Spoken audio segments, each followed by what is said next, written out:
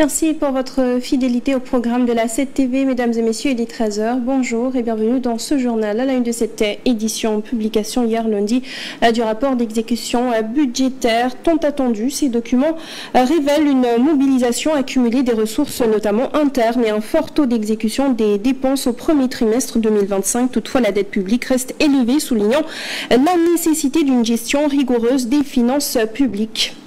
Et puis grève dans la justice, le ministre Olivier Boucal fait polémique suite à sa déclaration sur le mouvement des travailleurs de la justice. Ces derniers, en colère contre lui, se sont fondus en communiqué pour dénoncer ses propos.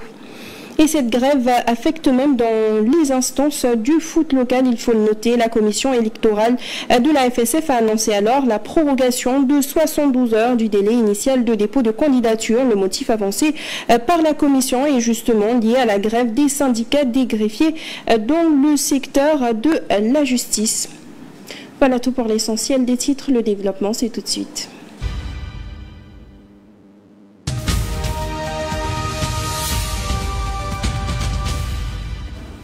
Après donc un retard dans la publication du rapport, le ministre des Finances et du Budget a rendu public les rapports trimestriels d'exécution budgétaire du 4e trimestre de 2024 et du premier trimestre 2025. Ces documents révèlent une mobilisation accumulée des ressources, notamment internes, et un fort taux d'exécution des dépenses au premier trimestre 2025. Toutefois, la dette publique reste élevée, soulignant la nécessité d'une gestion rigoureuse des finances publiques. Le ministère des Finances et du Budget a publié les rapports d'exécution budgétaire du dernier trimestre 2024 et du premier trimestre de l'année 2025.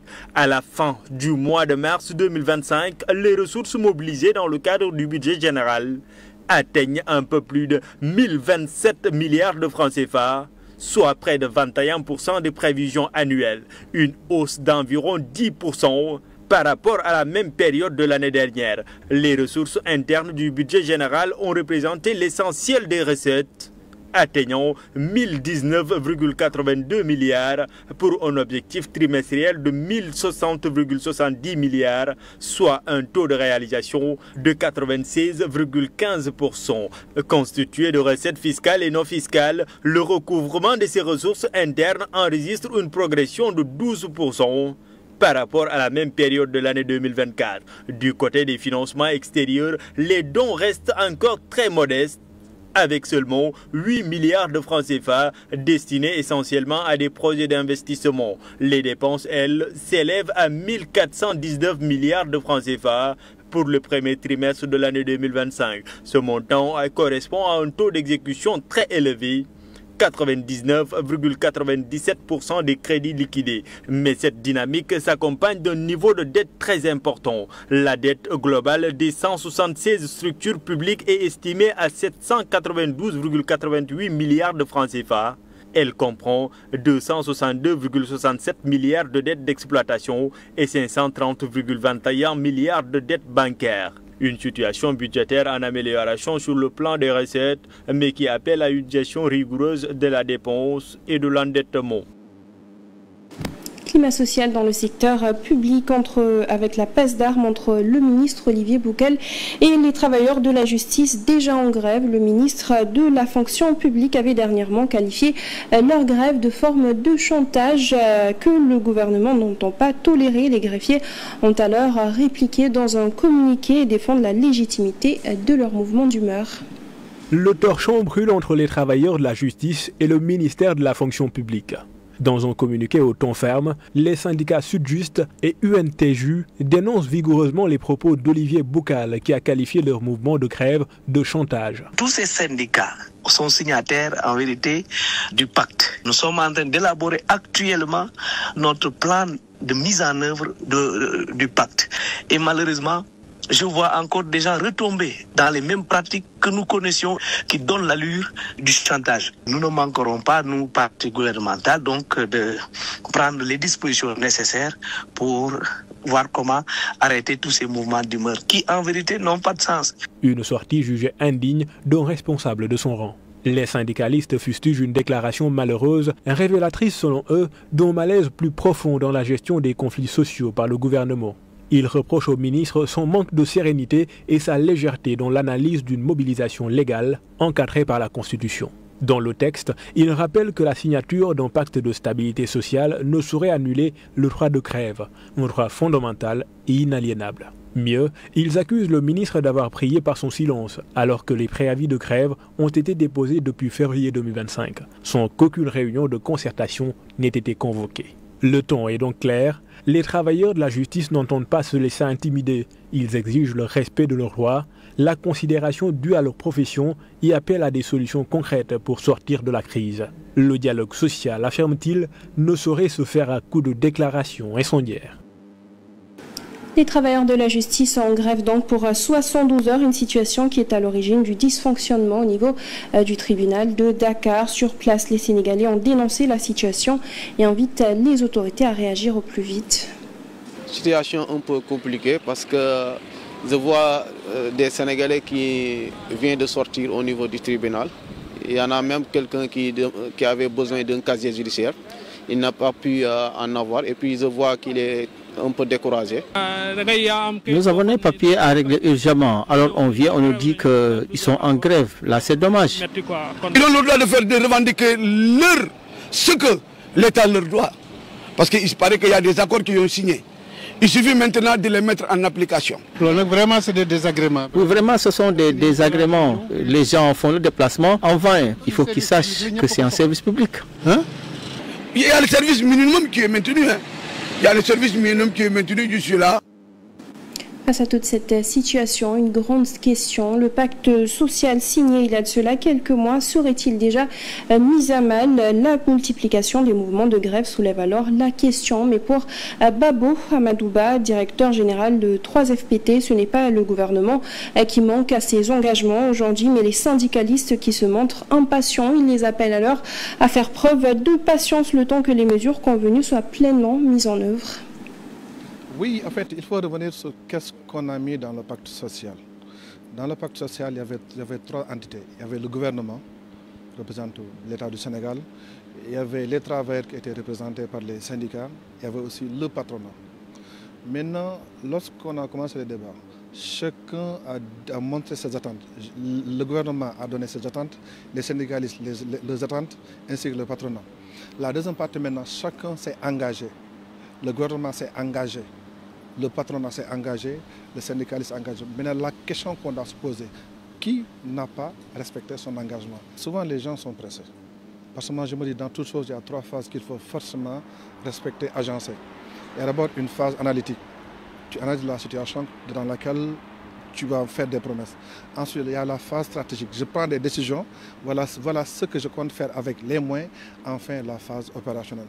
Mais chaque fois, lorsqu'on entend les gens parler, toujours on a l'impression qu'il n'y a que l'État qui doit faire. Or, il faut lire le pacte social. Les trois parties se sont tous engagés. Dans le secteur de l'éducation, à présent, cri de cœur des enseignants décisionnaires du Sénégal. Ils se sont alors tournés vers les chefs religieux pour leur faire part de leur situation critique qu'ils traversent et aussi pour qu'ils portent leur plaidoyer.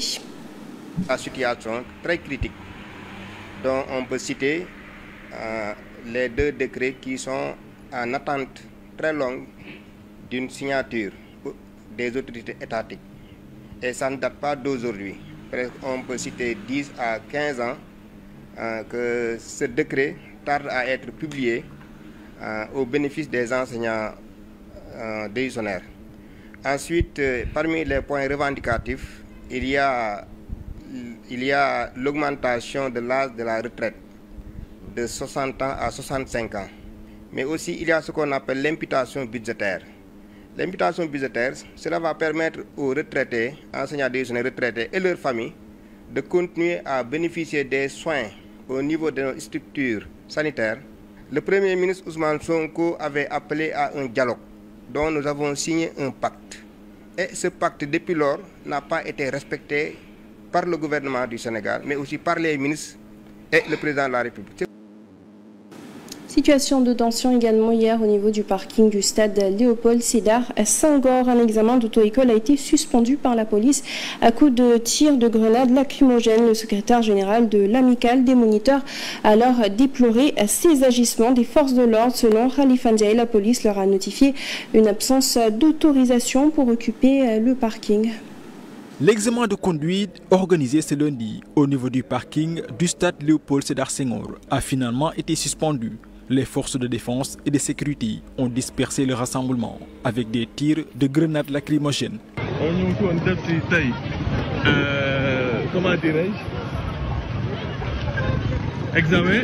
Cette intervention a entraîné des débordements que déplore le secrétaire général de l'amicale des moniteurs et employés de l'auto-école du Sénégal. On a eu des blessés, on a eu des évanouissements. Je pense qu'une élève même de l'auto-école femme a été évacuée à l'hôpital. Elle avait des problèmes pour respirer. Donc voilà la situation qui s'est posée aujourd'hui ce matin au niveau du stade. Et nous trouvons déplorable la manière dont la police a dispersé un examen de l'État du Sénégal. Il y avait possibilité d'avertir les gens par d'autres voies. Il n'y avait pas lieu de jeter des grenades lacrymogènes sur d'honnêtes citoyens qui viennent passer leur permis de conduire. Khalifa Ndiaye affirme que la police a brandi comme argument une absence d'autorisation pour occuper le site. À partir de 8 heures, donc on a débuté l'examen. À un moment, nous avons vu un détachement du groupement mobile d'intervention qui est venu demander au chef de division de suspendre les examens parce qu'il n'y avait plus d'autorisation. C'est par ces discussions vraiment qui n'étaient pas houleuses, il n'y avait aucune animosité, aucune révolte que le détachement a trouvé que la solution c'était de déguerpir à coups de grenades lacrymogènes. Malgré ces tensions, des négociations avec l'autorité ont eu lieu, déclare le secrétaire général de l'amicale. Ainsi, les examens devront se poursuivre ce mardi. Et puis retour très rapidement sur la journée d'hier avec la célébration de la journée internationale de la veuve et de l'orphelin. Au Sénégal, l'Association nationale des veuves et orphelins a tenu à marquer la journée. À cet effet, ils ont lancé un cri de cœur aux nouvelles autorités pour prêter main forte à cette frange de la société qui peine à joindre les deux bouts en raison des conditions de vie précaires. Elles veulent être écoutées et faire entendre leur voix. Nous sommes la couche la plus marginalisée au Sénégal. Et pourtant, nous sommes de vaillantes femmes, encadrées par certaines personnes ressources. Vous voyez? Mais ici au Sénégal, la veuve est considérée comme un malpropre. Ce qui n'est pas normal. Nous sollicitons d'être écoutés. Nous ne voulons pas de financement, nous voulons des subventions. Nous voulons des subventions parce que vraiment, nous sommes la couche la plus vulnérable. Si on parle de vulnérabilité, on doit se référer aux veuves. Parce que la perte d'un conjoint, c'est quelque chose. Avec l'éducation des enfants, la survie des enfants, c'est vraiment quelque chose. On parlerait de Sonko et Diomaye. Nous sommes des femmes vraiment, de braves femmes. Tous nos souhaits, c'est d'être écoutés, d'être soutenus et d'être considéré comme un être humain. Présidence de la CEDEAO, le Sénégal explique sa position. Loin d'une quelconque exclusion, le Sénégal a de son propre chef renoncé à cette année à assurer la présidence tournante de l'organisation sous-régionale. D'après un agent de l'organisation, le président Bassirou Diomaye Faye a d'après lui cédé la place à la Sierra Leone et ce de plein gré. Alors que certains s'interrogent sur l'absence du Sénégal à la tête de la CEDEAO cette année, des sources internes à l'organisation régionale apportent des éléments de clarification qui permettent de mieux comprendre les circonstances de cette décision. Contrairement aux spéculations, le président Bassirou Diomaye Faye n'a nullement été écarté ni oublié. Bien au contraire, selon un fonctionnaire actuellement en poste à la CEDEAO et témoin direct des procédures internes, la présidence tournante de l'organisation obéit à un principe clair: l'ordre alphabétique des États membres. Ce système permet d'assurer une rotation équitable entre les pays membres, indépendamment de leur poids diplomatique, économique ou politique. Ainsi, lors de l'avant-dernier sommet des chefs d'État de la CEDEAO, c'était normalement au tour du Sénégal de prendre la présidence tournante. Toutefois, le pays avait alors demandé au Nigeria d'assurer cette responsabilité. Cette année, le tour revenait donc légitimement au Sénégal. Mais dans un esprit de solidarité régionale et de respect du principe d'équité, le président Bassirou Diomaye Faye a volontairement cédé sa place à la Sierra Leone, un pays qui n'a jamais encore présidé l'organisation, évitant ainsi tout précédent ou malentendu au sein de la communauté. Ce geste, interprété par beaucoup comme un signe de maturité politique et de respect institutionnel, a été unanimement salué au sein de la CEDEAO. Il renforce par ailleurs la stature du Sénégal, reconnu comme un pays prioritaire et moteur de l'intégration régionale. La Sierra Leone assurera donc la présidence de la CEDEAO jusqu'au prochain sommet des chefs d'État prévu en juin 2026, marquant ainsi une première dans son histoire au sein de l'organisation. Dans la sous-région, toujours renforcement des liens diplomatiques entre Bamako et Moscou. Une délégation malienne dont le dirigeant même du pays a été reçue hier au Kremlin par le chef de l'État russe. Cette rencontre s'est notamment achevée par la signature de documents de coopération entre Moscou et Bamako. Elle a aussi donné lieu à une officialisation de coopération de défense quelques jours après le départ de Wagner, remplacé par l'Africa Corps. Et puis en sport local, bien présidence de la FSF dans un souci de garantir un processus électoral inclusif. La commission électorale de la Fédération sénégalaise de football a annoncé dans un communiqué la prorogation de 72 heures du délai initial de dépôt des candidatures. Le nouveau délai expire le jeudi 26 juin à 23h59. Le motif avancé par la commission est lié à la grève des syndicats des greffiers dans le secteur de la justice qui empêche actuellement la délivrance des pièces administratives exigées, notamment les extraits de casiers judiciaires indispensables à la validation de dossiers de candidature durant cette période électorale. Et sur ce, nous passons tout de suite à la revue de presse.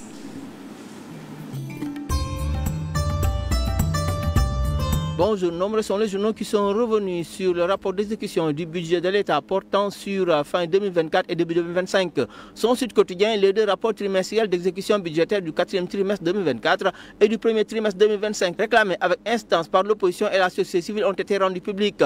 Le journal souligne qu'il ressort du rapport budgétaire de fin 2024 près de 103,91% d'exécution avec 4005 milliards de recettes, alors que celui de 2025 cautionne 1027 milliards de francs CFA mobilisés en 3 mois. Le Soleil renseigne qu'au premier trimestre de l'année 2025, les ressources mobilisées au titre budget général ont connu une hausse de 91 milliards de francs CFA, s'élevant à 1027,82 milliards, soit 21,44% de l'objectif annuel de 4794 milliards fixé par la loi de finances initiale 2025. L'Info estime que l'équilibre budgétaire vacille à preuve. L'exécution budgétaire 2024-2025 avec les dépenses sociales, la dette, les investissements, le gouvernement face à la pression croissante des chiffres. Source A lui estime que le ministre du budget Cheikh Diba sort sa calculette. Comme il avait promis, le ministre des Finances et du Budget a publié les rapports trimestriels d'exécution budgétaire, lesquels 1027 milliards de francs CFA ont été mobilisés par les services de l'État au 31 mars 2025. Wolf Quotidien indique que l'analyse des données publiées par le ministère révèle la prédominance des dépenses du personnel au détriment des dépenses d'investissement. Selon le journal, l'administration bouffe tout, titre Wolf. Le Sénégal se nourrit de dette, affiche à sa une le quotidien pour faire rapide en signalant que l'achat de la dette est en hausse de plus de 24%. Cette dette en hausse de plus de 24%.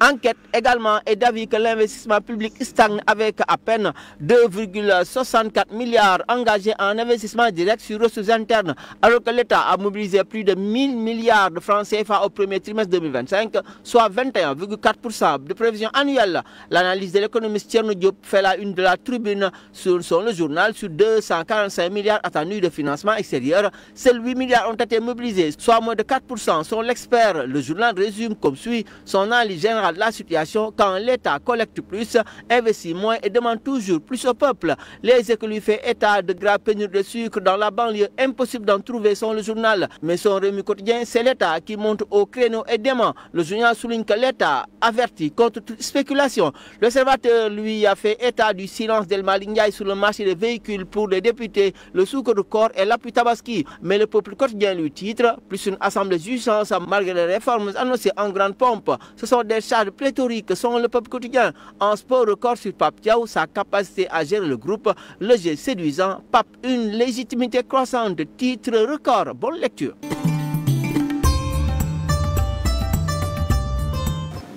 Et c'est la fin de ce journal. Merci à vous de l'avoir suivi. À 14h, comme toujours, vous avez le Wolof. Merci. Bonne suite de programme sur la 7 TV.